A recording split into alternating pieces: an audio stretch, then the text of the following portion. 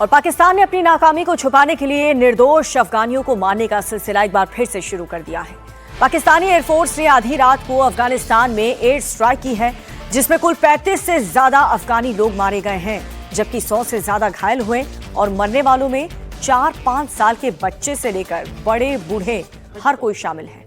पाकिस्तान ने यह स्ट्राइक अफगानिस्तान के पतिका में की। खोस्त और कुनार सूबों में भी पाकिस्तान की तरफ से स्ट्राइक की गई। पतिका में समकानी और जियाना जैसे बॉर्डर्स के जिलों में भारी बमबारी की रिपोर्ट है। कुनार सूबे की बात की जाए, यहां की डूरंड लाइन से लगते पहाड़ी इलाकों में पाकिस्तानी जेट्स ने मिसाइलें दागी। टोरखम रिफ्यूजी कैंप के पास स्थित शरणार्थी शिविरों और चौकियों के आसपास भी हमले की खबर है। पाकिस्तान ने खुद दावा किया कि उसके हमले में 29 अफगानी मारे गए हैं। और देखिए, पाकिस्तानी एयरफोर्स के विमानों ने भारतीय समय के मुताबिक रात तकरीबन 12:30 बजे उड़ान भरी और अफगानिस्तान के पक्तिका के ज्ञान, चमकानी, कुनार और मारवारा में घर और मस्जिद पर अटैक किया है। सोची समझी सैनिक क्रूरता का प्रदर्शन करते हुए रावलपिंडी ने 2 बार यह हमला किया है। पहली स्ट्राइक रात 12:55 पर हुई और उसके 25 मिनट बाद दूसरा हमला हुआ। जब ग्रामीण जलते हुए मलबे से फंसी महिलाओं और चीखते चिल्लाते बच्चों को बाहर निकालने के लिए दौड़े, तो पाकिस्तानी जेट्स विमानों ने वापस आकर निहत्थे बचाव कर्मियों पर भी बम गिराने शुरू कर दिए। दूसरे हमले की वजह से मृतकों की संख्या तेजी से बढ़कर 35 के पार चली गई और अस्पतालों में 100 से ज्यादा मरीज ऐसे हैं जो घायल अवस्था में हैं। इसी बीच एक बड़ी खबर मुंबई से आ रही है। मुंबई में कल रात हुई बारिश ने शहर का हाल बेहाल कर दिया है। कल देर रात से शुरू हुई बारिश आज सुबह तक जारी है और इसी बारिश की वजह से निचले इलाकों में जलभराव जैसे हालात हो गए हैं। अंधेरी, सबवे, पनवेल, वाशी, नवी मुंबई समेत मायानगरी और इसके आसपास के कई इलाके ऐसे हैं जहां जलभराव की वजह से हालत बेहद खराब हो चुकी है और ट्रैफिक की रफ्तार भी काफी धीमी पड़ चुकी है। आज सोमवार है और पनवेल इलाके में जोरदार बारिश के चलते सड़कों पर जल भराव हो गया है, जिसकी वजह से ट्रैफिक पर खासा असर देखने को मिल रहा है और कुछ जगह ऐसे हैं जहां पर जल भराव की वजह से गाड़ियां भी बंद हो चुकी हैं। लोगों को घर पहुंचने में काफी जद्दोजहद करनी पड़ रही है।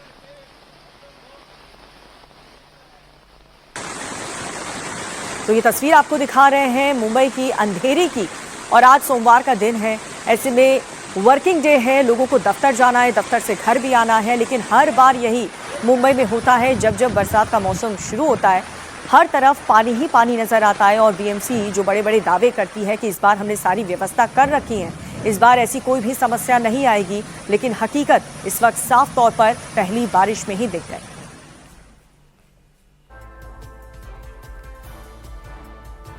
बंगाल की शुवेंदु सरकार बीजेपी के चुनावी घोषणा पत्र के सबसे अहम वादे को आज पूरा करने जा रही है।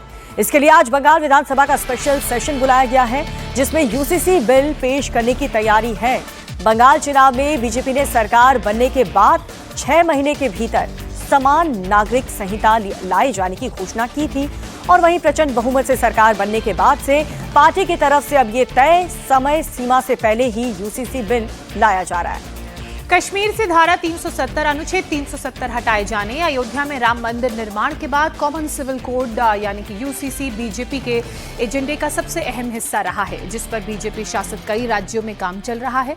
तो बंगाल में आज बिल पेश करने की तैयारी है। मुख्यमंत्री शुवेंदु अधिकारी आज विधानसभा के पटल पर यूसीसी विधेयक पेश करने वाले हैं, जहां विधायकों की संख्या बल के आधार पर इस विधेयक को पास करना बीजेपी के लिए कोई चुनौती नहीं होगी, ये एक आसान मामला होगा।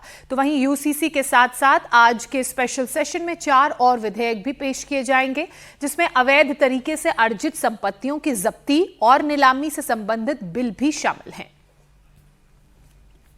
यूसीसी हमारी भारतीय जनता पार्टी की मैनिफेस्टो में रहा, लेकिन भारत के संविधान के प्रणेताओं ने, जिन लोगों ने संविधान हमें दिया, आदरणीय बाबा साहेब आम्बेडकर जी के नेतृत्व में, उन सब ने जो संविधान को अगर हम सीख से देखेंगे तो उसमें स्पष्ट रूप से कहा गया है कि भारत का संविधान भारत के किसी भी नागरिक के साथ जाति, वर्ण, धर्म के विशेष पर, यानी रिलीजन, क्रीड, इसके ऊपर कोई डिस्क्रिमिनेशन नहीं करेगा।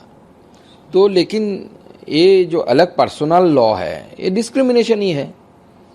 तो अगर मुझे लगता है कि भारत तो शरिया कानून से नहीं चलेगा, भारत के संविधान के हिसाब से चलेगा और भारत में यूसीसी जो स्टेट लागू कर रहे हैं वहाँ पे आराम से चल रहा है। आज के दिन में किसकी 4 बीवियाँ रहती है? एक ही बीवी रहती है सबकी।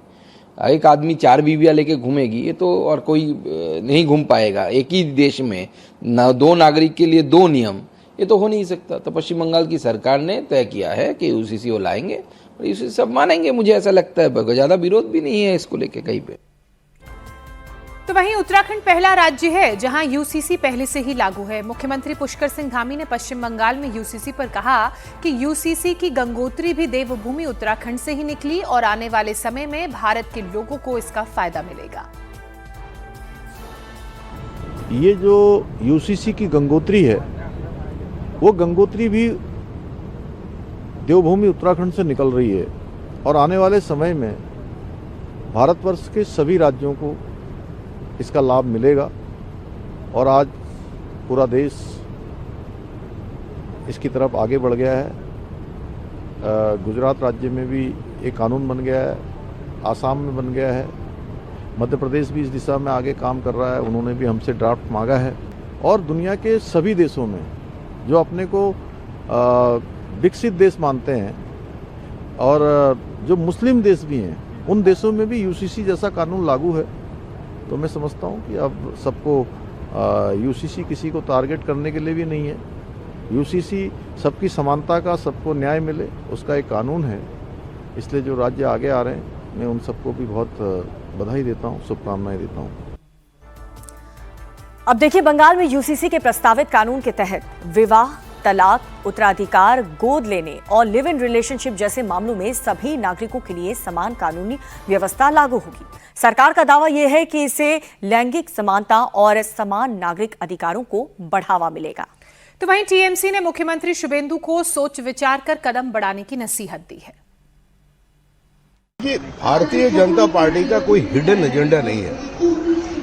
भारतीय जनता पार्टी जिस समय से जन्म लिया है, यूसीसी का बात ही जनता के सामने रहा। एक समय था इंदिरा जी का देहांत के बाद हम लोग 242 सीट पे चुनाव लड़के सिर्फ 2 मिला था हम लोग। तो लोग हम लोग को देखकर मजाक करते थे कि हम 2 और हमारा 2।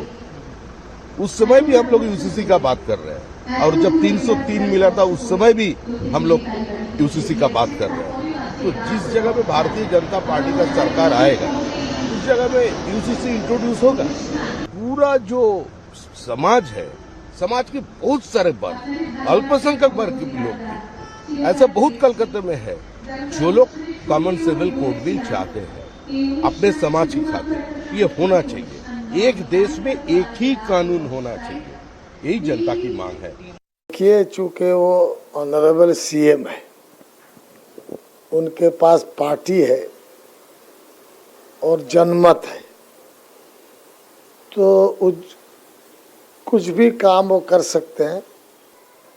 इसमें क्या करेंगे नहीं करेंगे उसको देखकर जवाब देना चाहिए।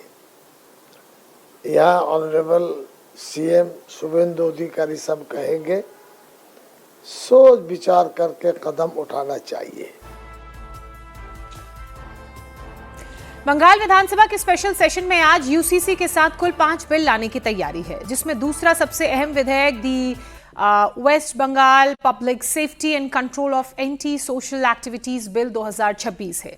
गुजरात और उत्तर प्रदेश की तर्ज पर तैयार इस विधेयक का गैजेट नोटिफिकेशन जारी हो चुका है और इसे आज विधानसभा में पेश किया जाएगा। योगी मॉडल पर बंगाल में भी आने वाले गुंडा नियंत्रण कानून में 1 साल तक नजरबंदी, संपत्ति जब्ती का प्रावधान है।